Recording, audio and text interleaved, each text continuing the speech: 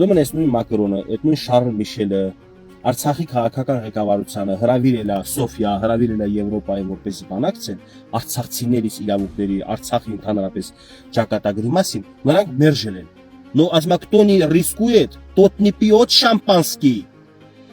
Եթե Արցախի իշխանությունները ռիսկավատ չեն արել գնալ Եվրոպա, խմեն այդ շամպանսկին, առանց իրանց, ընդ շամպանսկին բացել են Ալիևի հետ խմել, Փաշինյանի հետ խմել, Ալիևը ճանաչել է իր տարածքային ամբողջականությունը, Նիկոլը ճանաչել է իր տարածքային ամբողջականությունը, Արցախի ժողովրդի առաջնորդը, այդ միավորի առաջնորդները չեն գնացել մասնակցել այդ process-ին։ Բայց ինչ եք մտածեք, գիտեիք ընդ նստելու են ողբան, ասեն գտնվում են Ադրբեջանի վերահսկողության տակ 120,000 ժողովուրդ բլոկադայի մեջ, եկեք շամպանսկին փակենք обратно, դնեք մի կողմ։ Ունում եմ Հայաստանը իր տարածքնա ճանաչել 29743, Ադրբեջանը իրանն է ճանաչել, Արցախն էլ որ պետքա գնար իր ոչ թե տարածքային, այլ ժողովրդի ինքնորոշման ժողովրդի